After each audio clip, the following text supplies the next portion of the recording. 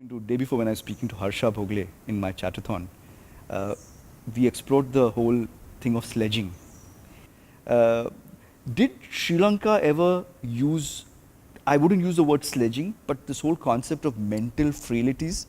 Was there discussion around batsmen and their mental frailties and saying, let's work on the mental frailties of so-and-so batsmen? Did that ever happen?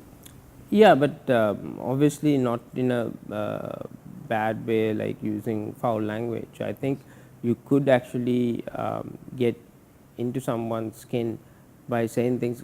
Say, for instance, like if someone's struggling against a bowler, like say Murali or Lasit, then we would, soon as he comes into bat, we'll bring that bowler on, even if he's not bowling, to remind him that your history is Yeah. pretty bad against him. And then the guys around the bat and all that will make sure that uh, he gets reminded quite frequently. Yes. And the way he gets out and stuff like that. So it's just that if a batsman don't know how to shut himself down, then he will be under pressure. So Yes. it's a common thing that the guys will do that. The Australians would do the same thing with their fast bowlers, and when guys go to bat, and the slips would come across and say a few things. But like I said, it's all done in a very good spirit. Of course. As long as it doesn't spill out in a bad way, I think it's healthy for the game. I think that's why I love Test cricket, because it's far from being it's 5 days. That's the most testing thing for an individual to go through. As a bowler, the fatigue, the concentration, and a batsman, to make sure that they're mentally tough to handle, to bat for 5 sessions or 6 sessions, and to go through that whole thing, where people will say things, the bowlers attack, the different field settings, and to try and construct an innings, and that's where you really get tested. Kumar Sangakkara and Sean Pollock, obviously that was something explosive happening there. I mean, from what I hear and understand from Kumar, that was a particularly bad tour in terms of the South African sledging and sledging and sledging. I mean, so did you have any experience like that? Obviously, we haven't seen you on camera, and I try to look really hard for you sledging, but I couldn't find any. So obviously, you were doing a great job of either not sledging or not letting anyone know you were. But any examples where you actually went after a batsman or some level of frustration got to you and you did something? Not really. I have done my fair share of sledging. Obviously, if you couldn't find that, means I've done a good job. Yep. But I have had my issues. Obviously, we had one incident in Australia in a T20 game with Maxi was batting, and I tried to slow the game down, and he came at us.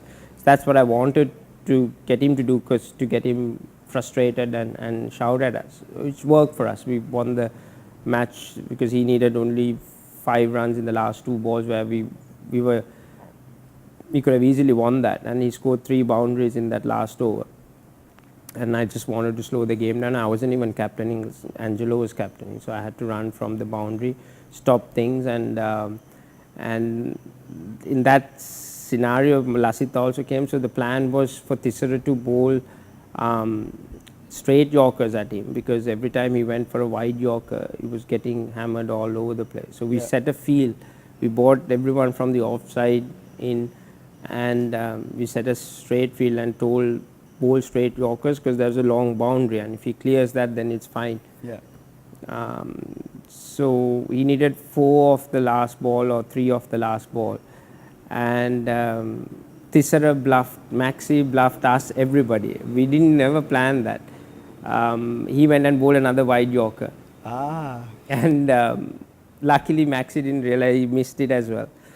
And you were thinking, what were you thinking, Thisara? I mean, like, we set a field. It wasn't a bluff. We were supposed to execute it, but he bluffed all of us. Okay. Was it a bluff or was it inadvertent? No, it was just he just lost it. Just the release point, whatever his explanation was that. Yeah. But Maxi got really upset that we slowed the game and all that. So we had an altercation during when we were shaking hands on the field, and then later on I went to his dressing room and he came out, because we played for the same team in Delhi before that. Sure. So we had a chat and said, it was everything was fine. But with Sang and Sean and that South African series was pretty much was a tough one, and It crossed the line into it did abuse. cross the line. It did cross the line purely because we realized that it was like a organized way of them doing it, even with the broadcaster and how they went about saying things. So the first test, we took a bad hit, like we were really down. We lost it in 3 days, and we had a meeting, and we sat down and said, you know, we cannot play like this. Skill, if you take the two teams, both were skillful, but we can, you know, match them. Yeah. But we are not. We're struggling against not the top 2-3 guys, but the younger group, and everyone was struggling a lot with the abuse that they were getting.